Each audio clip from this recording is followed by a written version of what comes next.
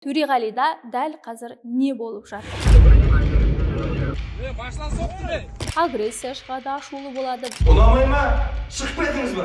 депрессия, көңіл-күй түседі. Төреғали құтырған, қателікке ұрына қалса өзін кінәлайды. Жұрт көзінше күлесің, жалғыз отырып жылайсың. Осындай психологиялық талдау жасалды.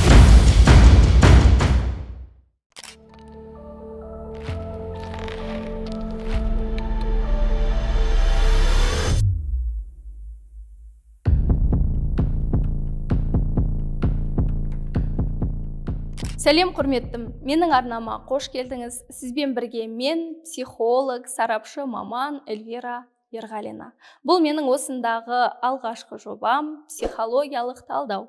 Жай ғана талдау емес, халықтың алдында жүрген әнші, әртіс, блогер, қоғам қайраткері, жалпы танымал адамның берген сұхбаттарына, жасаған іс-әрекетіне, қандай да бір тап болған ситуацияларына сүйене отырып, оның жан дүниесінде не болып жатқанын, психикасында нені өткеріп жатқанын түсінуге тырысамыз.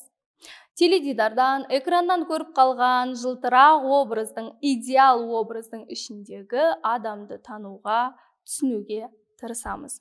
Бүгінгі кейіпкерім ұлы дала бұзығы, ұлы дала тентегі деген атқа ие болған Төреғали Төреәлі.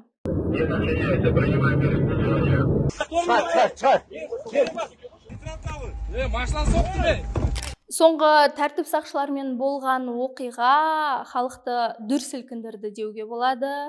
Халықта Төреғалиға не болып жатыр деген сұрақ туындады. Неге қайта-қайта бір емес, екі емес осындай жағдайға тап болуда? Неге деген сұрақ және оның бірнеше нұсқада жауабы да шықты, әрине, халық түрлі пікірде. Біреуі өрттің жалғасын тоқтату үшін халықтың арнайы, биліктің арнайы проекті ретінде жасалды десе, кейбір айтады, ол Төреғали құтырған, ақша не істетпейді, жұлдыз болып кетті, енді немен айналысарын білмейді деген сияқты жалпы түрлі пікір бар. Ол пікірлердің болуы орынды. Алайда Төреғалидің осы болған оқиғасын ести сала, мен оның туған жылын қарауға асықтым, көрдім және ішімдегі күдік расталды деп айтсам болады. Өйткені ол сұрақ менде де болған еді. Төреғали қазір құтырған жоқ, биліктің қандай да бір тапсырмасын орындап жатқан жоқ. Төреғали мүлде басқа, психологиялық өте ауыр кезеңді өткеріп жатыр деген ой келді маған. Сонымен Төреғалида дәл қазір не болып жатыр? Неге ол өзін дәл осылай түсініксіз, біресе бұлай, бүкіл әлемге қарсыласып жатқандай, бір нәрсе дәлелдегісі келіп жатқандай күй кешіп жатыр? Оның бірнеше себебін айтуға болады. Ең басты негізгі себебі дәл қазір Төреғали 30-дан асты, яғни ол орта жас кризисін өткеріп жатыр деуге болады. Бұл бірінші пункт. Екінші, Төреғали 10 жасына дейін әжесінің қолында өскен және әжесі дүниеден өткен соң ата-анасының қолында ары қарай тәрбиеленген. Үшінші себеп, ата-анасымен шиеленіскен, түсініксіз немесе қиындау қатынас деуге болады. Төртіншісі, Төреғали жалғыз ұл және тұңғыш бала, бұл да өте қатты ықпал етеді. Ал бесіншісі, Төреғалидің өзі шешім қабылдағысы келуі, ересек екенін сезінгісі келуі немесе ол өз өмірін сүргісі келеді. Әрине, бұның барлығы Төреғалидің берген сұхбаттарына сүйене отырып жасалған болжам, бағамдау 100% ақиқат емес. Біз тек тарқатамыз, түсінуге тырысамыз және ең бастысы өзіміз өтетін психологиялық ауыр кезеңдерді түсінеміз.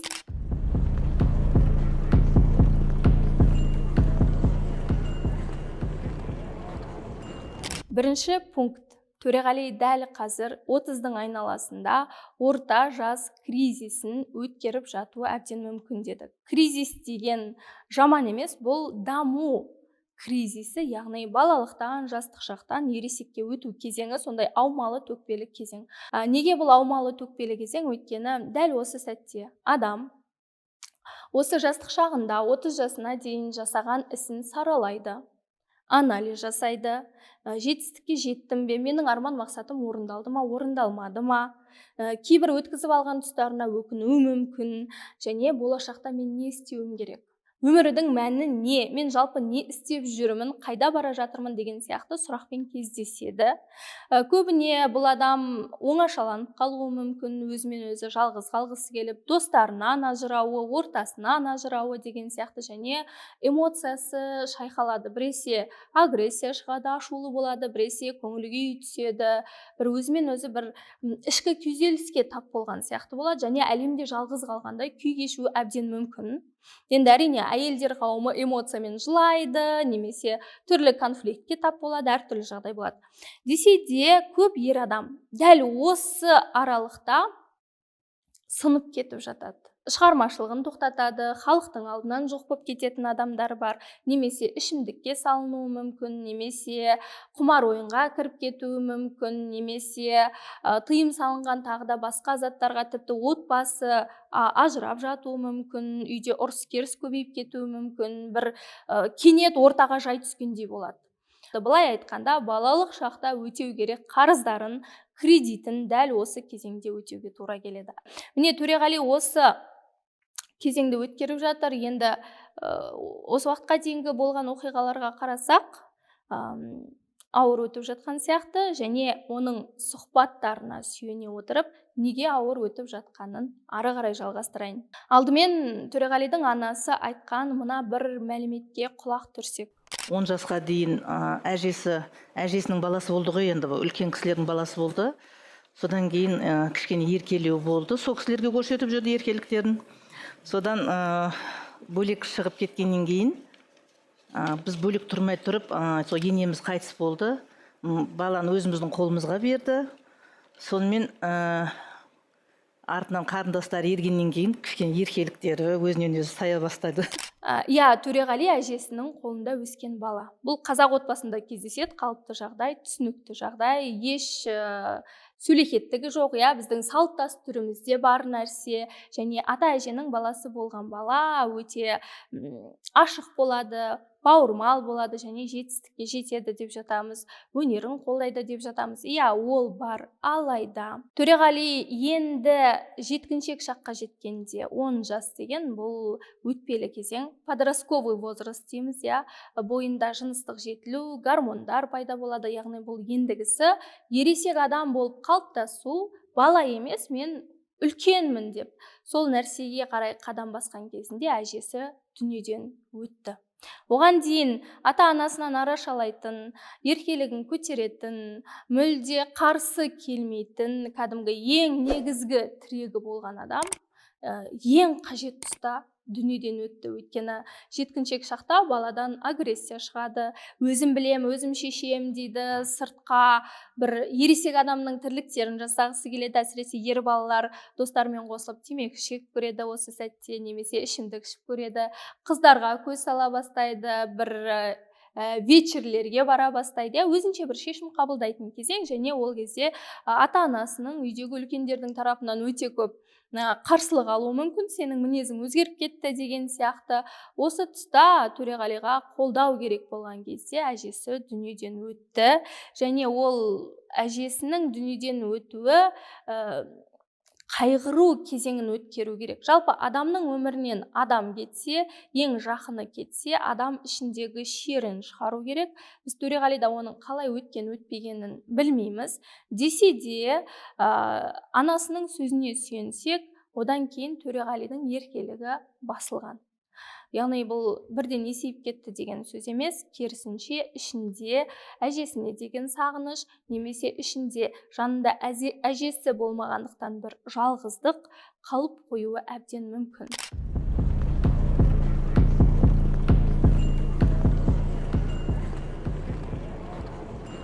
Қазір болжам, бұл нақты емес, Төреғали өзіне қолдау білдіретін адамды таппай жүрген сияқты, яғни әжесін. Неге олай дейміз? Енді келесі пунктке ауысамыз, өйткені әжесінің қолында өскеннен кейін ата-анамен қатынасын әлі күнге нығайта алмаған сияқты, немесе ата-анасына бала бола алмай жатқан сияқты, өзін сезінбейтін сияқты. Төреғалидың мына сөзіне назар аударсақ. Мен кемпір шалдың қолында өскеннен кейін негізі кішкентайымда атын атап өткем, қазір енді ата деп өзгерттім. Көбінесе мамамның күйеуі деп таныстырам. Өте керемет. Менің асқар тауым, менің жанашырым Төлепов Төрәлі Алиханұлы.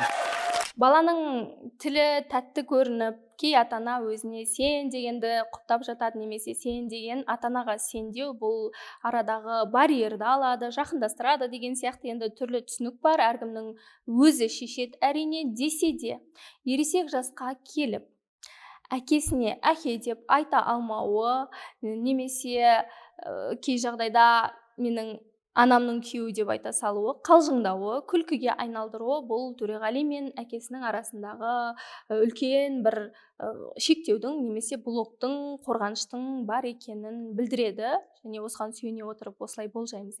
Яғни әлі күнге дейін Төреғали 20-ға келсе де, 20-дан 30-ға жақындаса да, 30-дан асып жатса да, бәлкім әкесімен қатынасын әлі нығайтпаған сияқты. Әкесі сөзіне сүйенсек, сұхбаттарында айтқан ақпаратқа сүйенсек, ол көп гастрольге шыққан, көп уақыт сыртта болған. Яғни 10 жасқа дейін Төреғали мен әкесінің арасында тәндік байланыста, сезімдік байланыста, жалпы психиканың қалыптасу барысындағы ең негізгі байланыстар, тұстар ажырап қалған. Ал 10 жастан кейін жай ғана ата-ананың қасында жүруі, жай ғана бірге шай ішуі, бірге концерттер беруі, бірге жұмыс істеуі, олардың жақындасқанын, қатынасын түзеп алғанын білдірмейді. Өйткені психикадағы, бейсанадағы образдар, сезімдер әбден қалыптасып қойған, және ол ары қарайғы өміріне өте қатты әсер етеді. Яғни бұндай жағдай өте көп кездеседі біздің қазақ қоғамында. Әкем жұмысқа барып келеді, көремін, ақылын айтады, дастарханда тамақ ішеміз, жағдайымды сұрайды, бір жерлерге бірге баруымыз мүмкін анда-санда, бірақ әкеме қалауымды айта алмаймын. Әкеме өзімнің ішкі күйімді жеткізе алмаймын, көмек сұрай алмаймын, әлсіз тұсымды айта алмаймын, құшақтап сүйе алмаймын, жақсы көретінімді айта алмаймын, әкем де жабық деген сияқты тұстар кездеседі адамдарда. Жұрт көзінше күлесің, жалғыз отырып жылайсың. Бірақ әкеммен екеуміздің арамызда бәрі жақсы деп жылы жауып қоя салады. Алайда сезім деңгейінде, эмоция деңгейінде, жалпы жақындық, близость деңгейінде мүлде байланыс жоқ екенін байқауға болады. Бұл Төреғалидың ең негізгі өміріндегі, тіпті барлық тұсында десек болады. Сен әлі баласың, біз үлкенбіз, өзіміз шешім қабылдаймыз деген көзқарасына алып келген сияқты, оны мына сөзінен байқауға болады. Ең қызығы бұл кісілер бүйтеді. Үшеуміз отырамыз ғой үйде. Мына бала не істейтін болды, бір-бірімен сөз. Мен отырамын да бірақ. Білмеймін енді ол баланың өзі. Мен отырмын, мен сөйлесем. Екеуміз решать етіп аламыз ғой. Мүмкін бүйтетін шығар дейді да, мен отырамын сол жерде. Осы жігіттерге сеніп тапсырдың өзіңнің ең алғашқы туындыңды. Неге? Арзан ба? Жоқ, мәселе ода болған жоқ. Бұл жігіттер негізі әкем таңдаған. Әнші, сіз жалпы сахналық образдарыңызды, стиліңізбен жұмыс жасайтын арнайы мамандар бар ма, әлде өз талғамыңызға жүгінесіз бе? Продюсерім әкем болса, қалғандарын жасайтын ол менің анам. Бірақ әкем сол даладағы жұмысымды жасап отырса, анам сахнаға шығатын киімдер болсын. Бәрекелді.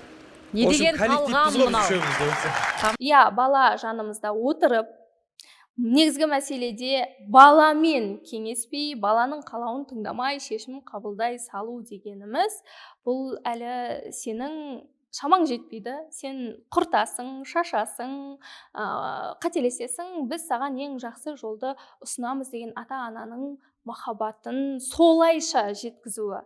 Яғни тікелей жеткізе алмайды баласына, тек қана осындай шешімдерді идеал, қателіксіз, жақсы болашақпен қамтамасыз ету арқылы шешуге тырысуы. Яғни алдыңда балаң тұр, оған тікелей махаббат, мейіріміңді көрсете алмау, ол ата-ананың проблемасы, көрсете алмай, анау жақтағы болашағы, ана жұмысты былай жаса, сен үшін жасап жатырмыз, сен үшін істеп жатырмыз деп басқа жолмен алып келу, бұл өте күрделі қатынас. бұл жаман емес, бірақ күрделі қатынас. Бұл тағы да айтамын, 100% нақты ақиқат емес, бұл тек болжам әзірге.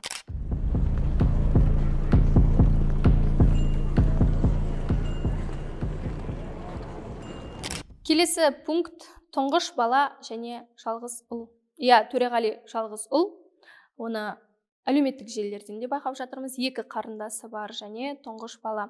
Жалпы психологияда тұңғыш балаға ерекше орын береді. Себебі ата-анасы жас, баламен әлі тәжірибесі болмаған, оған деген махаббаты ерекше, тіпті жанында ата-әжесі болуы мүмкін. Тұңғыш бала дүниеге келеді дағына үлкен махаббаттың, өте көп махаббаттың, назардың ортасына тап болады. Былай айтқанда жер кіндігі болады. Өйткені әр ата-ана тұңғыш балаға ерекше назар аударады да, одан кейін жай азайып кете береді. Тұңғыш бала өзі керемет жер кіндігі, бүкіл махаббаттың жалғыз иесі болып жүреді дағына, келесі бауыры дүниеге келген кезде ол кішкентай болғандықтан ата-ана бүкіл назарды соған аударады. Осы сәтте баланың ішінде менің орнымды алып қойды деген бір сондай мәселе, шешім қалыптасады. Және өзіне сенімсіздік. Яғни мен жаман болғандықтан, мен бір нәрсені бүлдіргендіктен ата-анам мені жақсы көрмей қойды. Мен жаманмын деген ой қалыптасады, шешім қалыптасады. Әрине, бала егер ол кішкентай жасында дүниеге келсе, сондай ой қалыптасады. Біз қазір 2 бауырдың арасы аз болуын айтып жатырмыз. Әрине, ересек болса, немесе санасы жетілген, түсінетін бала болса, оны біледі ондайды. Баланың жасы жақын болғанда. Міне бұл ойлар үнемі ата-ананың алдында өзінің кінәлі сезіну, анасына, әкесіне бір нәрсені үнемі дәлелдеуге тырысу, үнемі жақсы бала болу, үнемі үздік болу, үнемі бір нәрсені жасау, қателеспеу дегенге үнемі іштей итермелеп тұрады. Алайда адам қателеседі, үнемі жақсы болып жүре алмайды, жаман тұстары да бар, көлеңкелі тұстары да бар, ол бізге керек, бізді құрап тұр. Бірақ жамандыққа ұрына қалса, қателікке ұрына қалса, өзін кінәлайды, өзін жаманмын деп одан сайын іштей аутоагрессия жалғасып кете барады. Төреғалида мұндайда болуы мүмкін. Неге қазақтар ұлға назар аударған? Өйткені қыз бала өзге әулеттің ұрпағын жалғастырады, өзге талдың бұтағын ары қарай жайқалтады. Сондықтан қызды құрметтеген, өте қатты бағалаған десе де, ұл бұл маңызды деп ойлаған менің ұрпағым үшін. Жалғыз ұл болса, немесе ұл туылмай қалса, менің әулетімде, менің тегімде бірдеңе дұрыс емес пе деп дабыл қаға бастаған. Өйткені бұтақ ары қарай жалғаспай жатыр, демек тамырына бір нәрсе болды, демек әулетте ресурс азайды деген сияқты дабыл болған. Алайда дәл қазір осы атам қазақтың осы бір түсінігін, тегіне қатысты аса бір маңыз бергенін, ұқыптылықпен қарағанын біз гендерлік теңсіздікке айырбастап жібердік. Қазақ ұлды жақсы көреді, ұл болып туылса, ештеңе істемесе де төбеге көтереміз. Жалғыз ұл болса, тіптен ойбай ештеңе істеме болды. Оған барлық жағдайды жасауға тырысамыз дағыны өте әлсіз, өмірге бейімделмеген, бойындағы қабілеттерін танымайтын, немесе өзі шешім қабылдай алмайтын сондай бір жігітті тәрбиелеп шығамыз. Бәрі демеймін, бірақ көп кездеседі.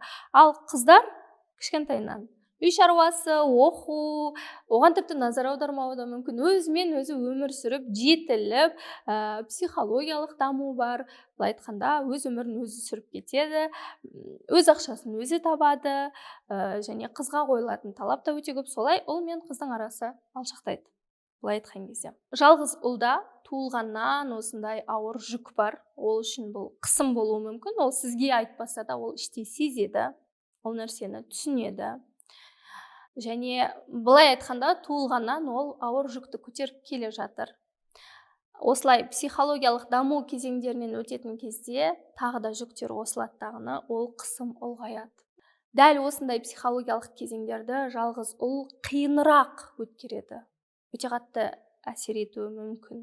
Бұны да ескеруіңізді сұраймын. Сондай-ақ қазақта мынадай отбасы көп. Жалғыз ұлды бетіне күн түсірмей, өбектеп, көкке көтеріп өсіреді, ер жігіт болған кезде 30-ға келсін, 25-ке келсін, үлкен өмірге жібереді. Ол сол жасына дейін ештеңеге бейімделмеген, ештеңені үйренбеген, өз бетінше қателесіп, құлап тұру, ішкі күшін, ішкі тірегін күшейту деген нәрсені жасамаған, үлкен өмірге келгенде шығарып жібереді дағыны, одан талап ете бастайды. Сен неге еркек сияқты жасамайсың, сен неге ақша таппайсың, сен неге өйтпейсің, сен неге бүйтпейсің деген сияқты қысым көрсете бастайтын ата-аналар да бар, бәрі емес, көбі. Сондықтан ондай қысымның салдарынан бала не істерін білмегендіктен, ата-анасынан қолдау таба алмағандықтан және өзінің ауыр жүгін онсыз да сезінетін болғандықтан не істерін білмей арақ ішуі мүмкін, темекі шегуі мүмкін, немесе тыйым салынған наша сияқты ауыр қадамдарға баруы мүмкін, ол заттарды тұтынуы мүмкін, немесе ажырасуы мүмкін, отбасын қирата бастауы мүмкін, тіпті жұмыс істемей үйде қырсығып жатып алуы да әбден мүмкін. Немесе керісінше өзі қиындыққа тап болатын ситуацияларға барып, қылмыстық жағдай, бұзақылық, әртүрлі денсаулығына зиян келетін қандай да бір қадамдарды жасауы әбден мүмкін. Бұл ер адамның ішінде болып жататын, жалғыз ұлдың ішінде болып жататын процесс. Сондықтан жалғыз ұлдың онсыз да мойнында ауыр жүгі бар екенін ескерейік. Бауырыңыз, өзіңіз немесе балаңыз жалғыз ұл болатын болса, оған керісінше қолдау көрсету, бағыт беру, барынша көмектесуге тырысу және жылы мейіріммен, махаббатпен сол өзінің жүгін аман-есен өтіп шығуына көмектесу. Әсіресе осы орта жас кризисі 30-дың айналасындағы кезде өте көп мейірім, махаббат, қолдау оларға аса қажет. Төреғали оны да сезді деп ойлаймын. Бірақ енді өзі сырттан ресурс әкелу арқылы, сырттан ресурс әкелу дегеніміз не? Бұл біздің шежіреміз, тегіміз тал дедік пе? Сырттан ресурс әкелу бұл сырттан дәрі әкеліп емдеумен бірдей.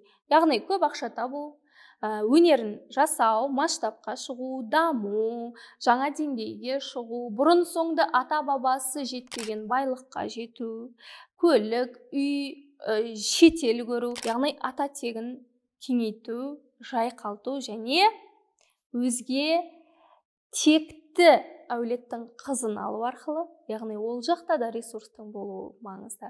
Сол қызды келін қылып алып келу арқылы ұрпағын ары қарай жалғастыру. Қазір Төреғали 3 қыздан кейінгі 2 ұлдың, жалпы 5 баланың әкесі.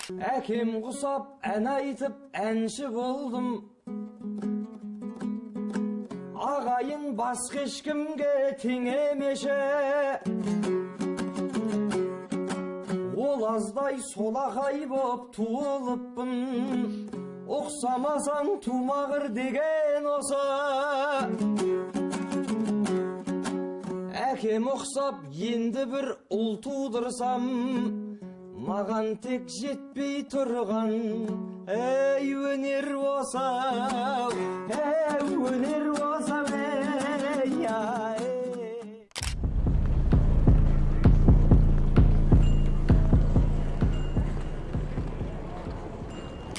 Және ең маңызды әрі шешуші пункттердің бірі, Төреғали дәл осылай бунт көрсету арқылы, әлемге қарсыласу арқылы, заңға қарсы шығу арқылы, жүйелерге қарсы шығу арқылы, ешкімді тыңдамау арқылы дейміз ба қалай, өзінің өмірінде өзі қожайын болғысы келетін сияқты. Яғни өзі шешім қабылдағысы келетін сияқты. Бұл ең негізгі факторлардың бірі деп ойлаймын.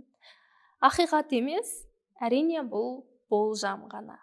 Себебін келесі видеолардан соң түсінесіз деген ойдамын. 17 жасымда бір рет айтқан тұғым. Үйленем десең үйлен деп. Сөйтіп толқынды көрді да, осы қызды алсаң алдың, алмасаң мен шешем деп есептемей-ақ қой деді ғой. Жаңа сіз айтып жатсыз ғой, мұнайшы қыламын дедің ба, басқа қыламын дедің, қандай армандары болды деп. Мен Ақтөбеге барып, көшіп барып, бұны сөйлесіп қойғам темір жол колледжімен. 8 бітіреді, өнер деген нәрсе қиын, мен көріп жүрмін.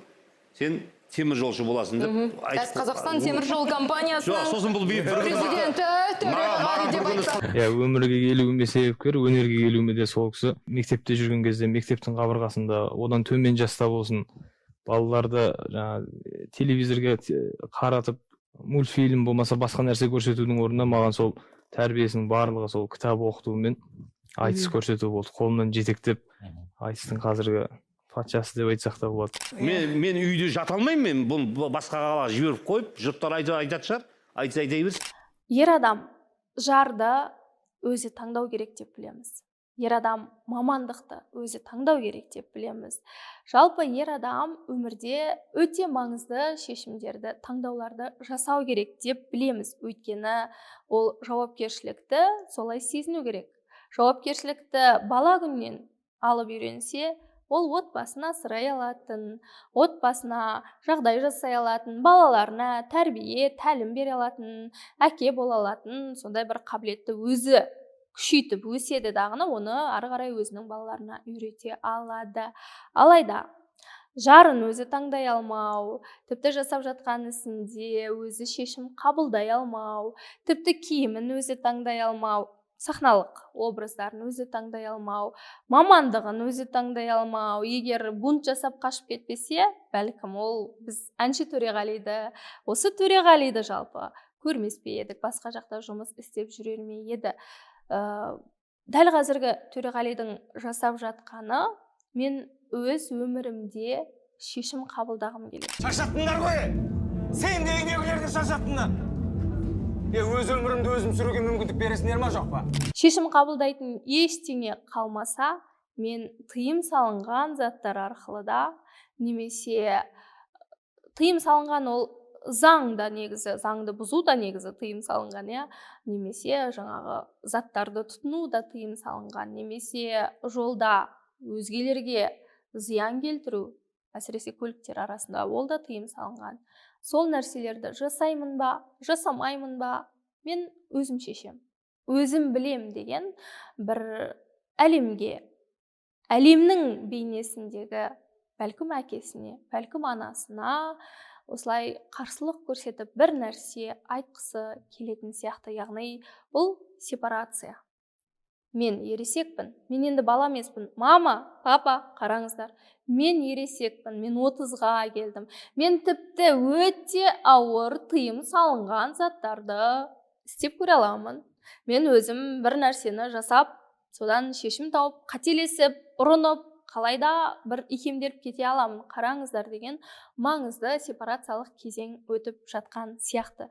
Тағы да қайталаймын, бұл болжам, 100% ақиқат емес, тек қана болжаймыз. Олай болмай шығуы да мүмкін, тек біз оның сөздеріне сүйене отырып осылай жасадық. Сондықтан ер болсын, әйел болсын, бала күннен өзіне шешім қабылдауды үйрету, өзінің қалауын түсінуді үйрету, бұл ата-ананың ең басты негізгі тәрбиелік міндеттерінің бірі деп айтуға болады. Соны ескерсек деймін. Иә, бала, бірақ бала құлау арқылы, сүріну арқылы, қателесу арқылы ол үйренеді, солай сабақ алады, жетіледі. Баланың өзім жасаймын деген ішкі бунты 3 жасында, 3 жастың айналасында пайда болады. Баласы бар, бала өсірген ата-ана өте жақсы біледі. 3 жастың айналасында бала өте қатты мазасыз, жылауық, тіпті жерге жатып алып жылайтын, бір нәрселерді талап ететін кезеңнен өтеді. Бұл да 3 жастың кризисі. Жалпы адам туылғаннан бастап түрлі кризистен өтеді. Өте әртүрлі жаста кризистен өтеді. Егер сол кезінде дұрыс өтпесе, осы орта жас кризисінде барлығы атып шығады. Дәл қазір 30 жастағы Төреғалидің қылығынан, кей тұста 3 жастағы өзім жасаймын деп бунт жасап жатқан, жерге жатып алып, жоқ, мен көнбеймін, өзімдікін жасаймын деген 3 жасар Төреғалиді байқап қалуға болады.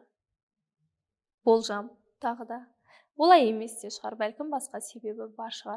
Сондықтан бала тәрбиелеу, бала өсіру деген тек дүниеге әкеліп тамағын беру, тек қажетін тауып беру, киімін тауып беру емес, нақтырағы психоэмоционалды күйінің дұрыс жетілуіне, дұрыс өсуіне, әртүрлі жас кризисінен дұрыс өтуіне, жалпы іште ересек адам болуына ықпал ету. Осы талдауым арқылы бәріміз өтетін, бірақ түсінбейтін, мән бермейтін осындай бір мәселелерді айтқым келді. Ең басты айтқым келетін нәрсе, ата мен әженің қолында өсу жаман емес. Мен өзім ата мен әженің қолында өскем, бірақ зиянын өте көп шеккенмін. Яғни дәл қазіргі біздің қоғамда зиянын көп шегетін ұрпақ көбейіп жатыр. Неге олай деймін? Өйткені біздің атам қазақ өзінің тұңғыш немересін бауырына басқан. Егер қыз бала болса, 7 жасқа дейін анасының бауырында болады, 7 жастан бастап әжесі оны қоғамдық орындарға алып шыққан. Ал ұл бала болатын болса, 7 жасқа дейін анасының жанында, 7 жастан бастап атасымен бірге ел аралап, түрлі әңгімесін тыңдап, солай тәрбие алып өскен. Неге тұңғыш немере, неге олай 7 жастан кейін жасаған? Өйткені ол кездегі ата-бабамыз баланы ата-анасынан айырмаған, оған қарсы қоймаған, оларды боқтатпаған, сен деп сөйлетпеген, яғни ата-ананың авторитет екенін көрсеткен. Ол сені дүниеге әкелген ең басты авторитет адамдар.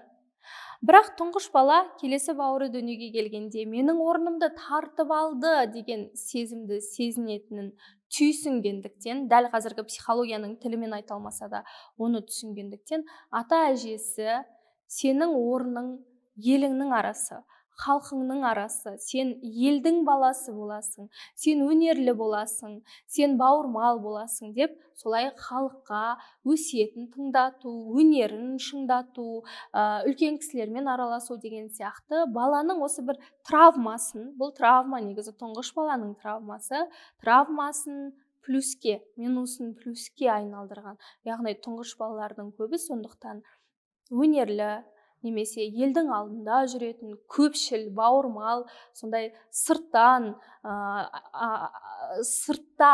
ортасы көп адам болып қалыптасқан. Бұны атам қазақ өте жақсы білген, ал өкінішке қарай қазір ата әжесінің бауырына басу керек дейміз дағына, ата әжесі ата-анасына қарсы қойып, боқтатып, оларды тіпті мойындатпай, авторитет көргізбей, керісінше атын ататып, керісінше мазақ қылып, түрлі нәрселерді жасап жатады. Тағы да айтамын, бәрі емес, бірақ өте жиі кездеседі. Ал ата-ананы авторитет көре алмау кез келген жүйеде авторитетті мойындамауға алып келеді. Яғни отбасылық иерархияны бала, әке, ата, әже деген иерархияны сақтай алмаймыз. Әкеге сен дейміз, анаға сен дейміз, атымен атаймыз, оларды мойындамаймыз, тыңдамаймыз, қырсығамыз және заң бұзамыз. Заң, бұл да иерархия. Бұл да бізден биік тұрған нәрсе. Үлкенге құрмет көрсете алмаймыз, кішіге ізет көрсете алмаймыз. Жалпы осы жас айырмашылығын, оның арасындағы болатын қатынасты онша түсінбей қалуымыз әбден мүмкін. Бұл таныс, келесі видеомен есіңізге түсірейік. Айналайын көке, ата сақалың аузыңа жетті ғой. Жасың мыңға келіп не айтып тұрсың ана жерде кебап? Халықтың алдында тұрып, қазақтың қариясының бетіне түкіру ғой. Төреғали Төреәлін напал без причины, просто так.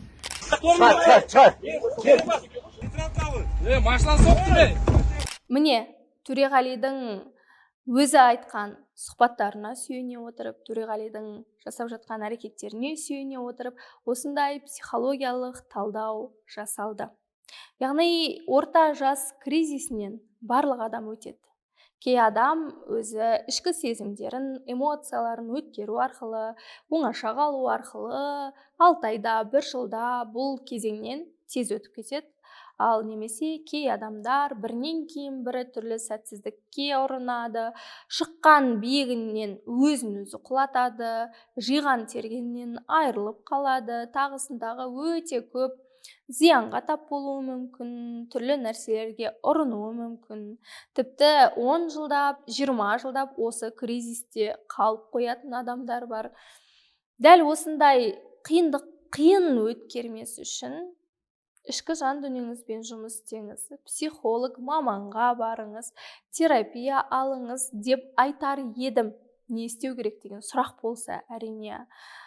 Бізде бар ғой, психологқа баратын, мен псих емеспін дейтін. Психологқа бару бұл психтардың ғана тірлігі емес, сау түрде өсу үшін, жетістікке жету үшін, даму үшін, осындай кризис кезеңдерін жақсы өткеру үшін, алдын алу үшін, немесе өзіміз қалаған мақсатқа, қалауымызға жету үшін де болады, соны жеткізгім келеді.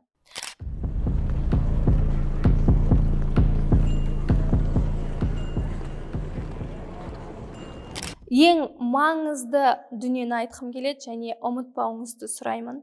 Сіздің жан дүниеңізде болып жатқан кез келген құбылыс, өткеріп жатқан психологиялық кризисіңіз, бұл сіздің жеке жауапкершілігіңізде, сіз үшін ғана ол маңызды.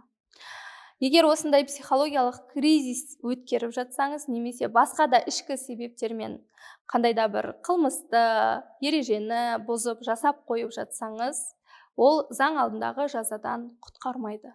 Сондықтан заңға дейін жетпейтін жағдайды жасау, жан дүниеңізді емдеу өзіңіз үшін маңызды. Міне талдау осындай. Төрештің төрелігін өзіңізге қалдырдым. Міндетті түрде комментарий қалдырыңыз, лайк басыңыз, достарыңызбен, таныстарыңызбен бөлісіңіз. Жалпы менің жаңа бастап жатқан жобама қолдау білдіруіңізді сұраймын. Бұл мен үшін өте маңызды, сіздің қолдауыңыз. Және келесі талдауда кімді көргіңіз келеді, міндетті түрде жазып жіберіңіз. Комментарийларды оқып, саралап, келесі кейіпкерді таңдайтын болам. Келесі талдауда кездескенше, келесі видеода кездескенше, сау болыңыздар. Құшақтадым. Халқымды әке ана көрдім ау, сіздерге тентек бала болдым ау. Соңымнан ән мен сөз қалса деп өзімде сөзге қала бердім.